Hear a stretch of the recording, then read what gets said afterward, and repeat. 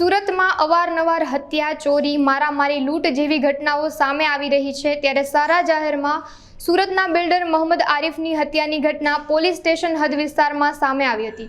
સમગ્ર ઘટનાના CCTV footage પણ સામે આવ્યા હતા। તો આ ઘટના બાદ અઠવા લાઇન્સ પોલીસ દ્વારા ગુનો દાખલ કરી 2 આરોપીઓની ઘટનાના ગણતરીના કલાકમાં ધરપકડ કરવામાં આવી છે। બંને આરોપી પિતા પુત્ર છે અને હત્યાના ગુનામાં હાલ પિતા પુત્રની ધરપકડ કરીને સમગ્ર તપાસ હાથ ધરવામાં આવી છે। ગઈકાલ તારીખ 30/7/2024 રોજ કલાક 13:30 થી 14:00 દરમિયાન સગ્રામપુરા તલાવડી મોલવી સ્ટ્રીટ ખાતે એક ઈસમની 2 યુવકો દ્વારા હત્યા કરવામાં આવી હતી। મરણ જનાર જે છે એ મોહમ્મદ આરિફ કુરેશી નાઓ, જે બિલ્ડરનો જેમની ઉંમર 55 વર્ષની હતી અને જે વ્યવસાય બિલ્ડર તરીકે કામ કરતા હતા।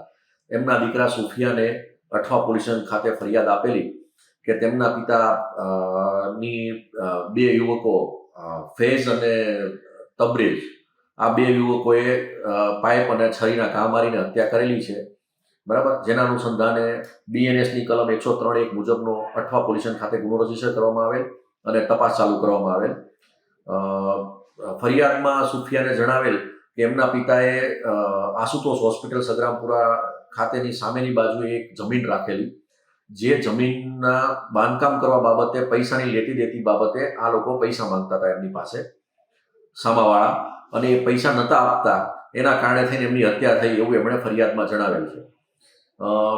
2 આરોપીઓને પકડવા માટે અલગ અલગ ટીમો બનાવવામાં આવેલી અને મહેનતના અંતે 2 આરોપીઓની આજ કલાક 13:30 વાગે ધરપકડ કરવામાં આવી છે અને પૂછપરછ ચાલુ છે। આરોપીનું નામ છે મોહમ્મદ ફૈઝ તલ્લોઈ અને એનો ભાઈ છે એ તબરેજ તલ્લોઈ, જે સગ્રામપુરા ખાતે જ રહે છે। અને મોહમ્મદ ફૈઝનું કહેવું એવું છે કે જે મરણ જનાર આરિફ, એણે એના વિરુદ્ધમાં લાલગેટ પોલીસ સ્ટેશનમાં 384ની ખંડણીની ખોટી ફરિયાદો દાખલ કરાવેલી, તેમજ અઠવા પોલીસ સ્ટેશન ખાતે અમારા વિરુદ્ધમાં ખોટી અરજીઓ કરતો હોય, જેના અનુસંધાને અમે એને મારેલ છે। મોહમ્મદ ફૈઝ વિરુદ્ધમાં લાલગેટ પોલીસ સ્ટેશનમાં એક ખંડણીનો ગુનો દાખલ થયેલો છે અને બીજો એક જાહેરનામા ભંગનો ગુનો કોરોના કાળ દરમિયાનનો દાખલ થયેલો છે। મોહમ્મદ તબરેજ વિરુદ્ધમાં હજુ કોઈ ગુના દાખલ થયેલા નથી।